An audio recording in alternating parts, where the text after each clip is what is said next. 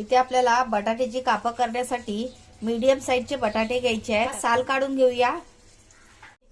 बटाट्याची साल काढून झालेली आहे। स्लायझरच्या साहाय्याने स्लाइस करायचे आहेत। तुम्ही सुरीने पण स्लाइस करू शकता।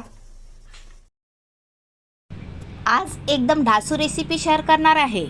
जास्त तामझाम नाही, अगदी घरच्या साहित्यात साधी आणि सोपी झटपट होणारी, बघता क्षणी तोंडाला पाणी सुटेल आणि खाणारे म्हणतील वाह क्या बात है।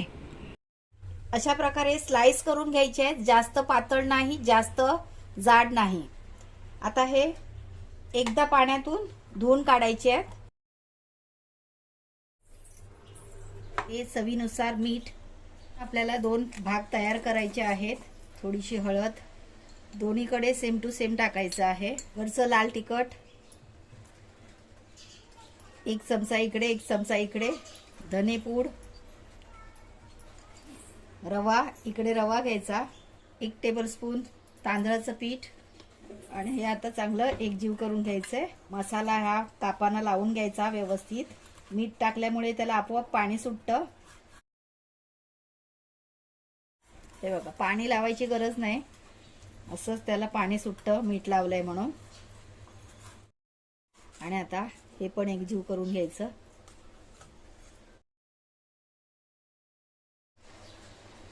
आता कापांना मसाला लावून झालेला आहे आणि इकडे रवा पण आपला तयार आहे। आता गॅस चालू करून घेऊया। 1 टेबलस्पून तेल टाकायचंय। तेल जास्त वापरायचं नाहीये, जसं लागेल तसं थोडं थोडं घ्यायचं। हाय फ्लेमवर पॅन तापून घ्यायचंय। आता एक एक काप याच्यामध्ये टाकून चांगलं घोळून घ्यायचं। फ्राय करायला टाकायच्या अगोदर मसाला चेक करून घ्यायचा, मीठ वगैरे सगळं बरोबर आहे ना, आणि नंतरच फ्राय करायला टाकायचं। नाहीतर मीठ मसाला काही कमी असेल तर मग टेस्ट लागणार नाही। एकाच वेळेला जास्त रवा लावून नाही ठेवायचं, जसं लागेल तसं तसं घ्यायचंय। आता पॅन तापलेला आहे, गॅसची फ्लेम लो टू मीडियम करायची। सर्व काप ठेवून झालेले आहेत। आता झाकण ठेवून 5 मिनिट फ्राय करून घ्यायचंय। 5 मिनिटं झालेले आहेत। चेक करून घ्यायचं, व्यवस्थित तळले असेल तरच पलटी करायची। तळलेलं आहे।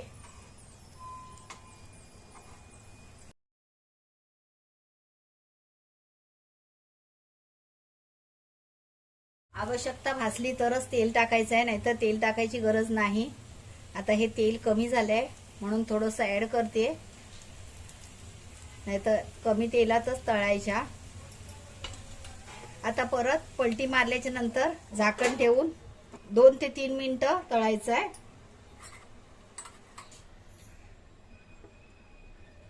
आता उघडून बघूया।